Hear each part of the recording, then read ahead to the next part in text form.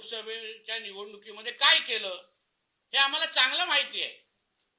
विधानसभेसाठी काय केलं हे चांगलं माहिती आहे. आणि मी आज पण सांगतो, आदरणीय निलेशजींचा पण बळीचा बकरा केला जातोय, त्यांना एकटं पाडलं जात आहे. का दुसरा शिवसेनेचा नेता बोलत नाहीये? का बोलत नाही? त्यांनाच का पुढे अजून निलेशजींच्या समर्थनात एक पण शिवसेनेचा नेता का उतरत नाहीये? तिथे ते गुलाबराव पाटील कुठल्या तरी राज्यातल्या एका जिल्ह्याच्या शहराच्या नगरपालिकेमध्ये राणे साहेबांची कशी खिल्ली उडवतात दाखवू का व्हिडिओ? दाखवू का व्हिडिओ?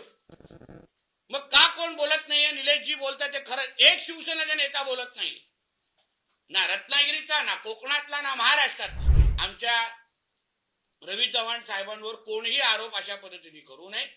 चव्हाण साहेबांनी आदरणीय राणे साहेबांसाठी लोकसभेच्या निवडणुकीमध्ये काय केलं हे आम्हाला चांगलं माहिती आहे.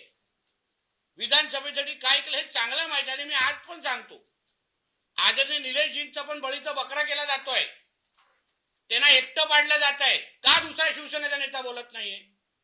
का बोलत नाहीये? उदयजी येऊन का रवी चव्हाण साहेबांवर टीका करत नाहीये? त्यांनाच का पुढे अजून निलेशजींच्या समर्थनात एक पण शिवसेनेचा नेता का उतरत नाहीये? तिथे ते गुलाबराव पाटील कुठल्या तरी राज्यातल्या एका जिल्ह्याच्या शहराच्या नगरपालिकेमध्ये राणे साहेबांची कशी खिल्ली उडवतात दाखवू का व्हिडिओ? दाखवू का व्हिडिओ? मग का कोण बोलत नाहीये? निलेशजी बोलतात ते खरं. एक शिवसेनेचा नेता बोलत नाही, ना रत्नागिरीचा, ना कोकणातला, ना महाराष्ट्रातला. त्यांना का एकटं पाडलं जातंय? का नाही सपोर्टिंग?